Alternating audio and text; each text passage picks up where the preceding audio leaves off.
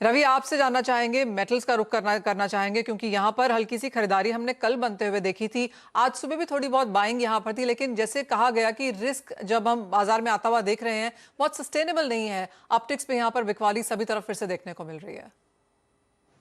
जरूर से आपने राइटली पॉइंट आउट किया। कल भी देखे तो जो शंघाई वाले न्यूज थे वो काफी पॉजिटिव न्यूज थे, बट फिर भी मार्केट ने उसको रिएक्ट नहीं करा क्योंकि पर्टिकुलर अभी जो इन्फ्लेशन बढ़ रहा है तो ग्रोथ को लेके काफी इमर्ज खतरा हो रहा है। सेकंड जो फैक्टर है रूपी की वीकनेस। रूपी 2 दिन में 60-70 पैसा की जो वीकनेस आई तो इसका भी एक एडेड एडवांटेज वहां बेस मेटल्स ले रहा है और इस हिसाब से प्राइसेस में अच्छा रिएक्शन है। बट मुझे लग रहा है कि सस्टेनेबल नहीं है क्योंकि ग्रोथ को लेके आगे चिंता है अभी और बढ़ने वाली है और मेरे हिसाब से इंडस्ट्रियल डिमांड है वहां पे थोड़ा बहुत स्लगिशनेस होगा। और पहले क्या था, जब लिक्विडिटी का फैक्टर था तो हाई डिमांड एब्जॉर्ब कर लेते थे मार्केट। अभी लिक्विडिटी का फैक्टर नहीं है तो डिमांड इतनी सस्टेन नहीं हो पा रही है हायर लेवल पे। तो मुझे लग रहा है कि every rise would be a good selling opportunity. Particular अगर इन्वेंट्री का डेटा इससे के साथ क्लब करे तो मुझे कॉपर में वीकनेस ज्यादा दिख रहे। 702 के करीब प्राइसेस चल रहे हैं, इसको 703 704 के करीब बेचना चाहे। 710 would be stop loss. Down side मेरा मानना है कि 690 तक के टारगेट आपको 1 से 2 ट्रेडिंग सेशन में देखने चाहे। सेकंड कमोडिटी जिंक रहेगी, वहां भी मुझे लग रहा है कि इन्वेंट्री के लेवल सफिशिएंट है और आगे जाके मुझे यहाँ वीकनेस ज्यादा दिख रहे हैं। 295 के टारगेट के लिए 301 के करीब सेल करके चलना चाहिए जुलाई कॉन्ट्रैक्ट। 305 का स्टॉप लॉस। तो दोनों कमोडिटी कॉपर एंड जिंक जहां पे मुझे लग रहा है कि inventories and economic factor club करे तो वीकनेस के चांसेस ज्यादा दिख रहे हैं। हम्म।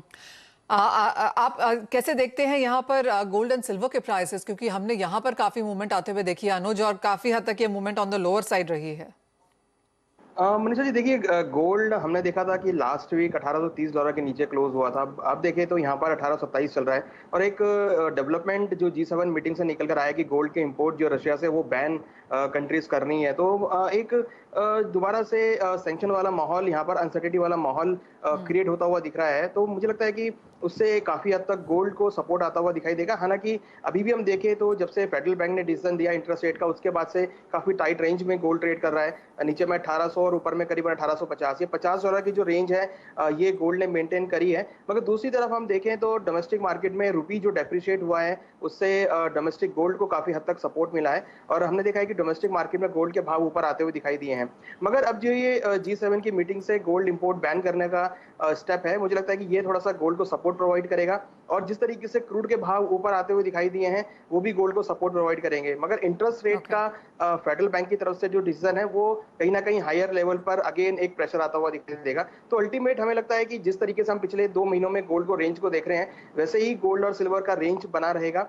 हालांकि थोड़ा बहुत हम सेलिंग प्रेशर हायर लेवल पर आते हुए देखेंगे मगर लोअर लेवल पर भी खरीदारी रहेगी। तो अल्टीमेट अगर हम देखें तो सपोर्ट और रेजिस्टेंस के बीच मार्केट मूव करता हुआ दिखाई देगा। तो ओके। लेवल्स को बहुत इस समय पर ध्यान रखना है क्योंकि लेवल से मार्केट इस टाइम ट्रेड करता हुआ दिख रहा है। हमें लगता है कि गोल्ड में नीचे 50-700 के आसपास खरीदारी का ट्रेड लेना चाहिए।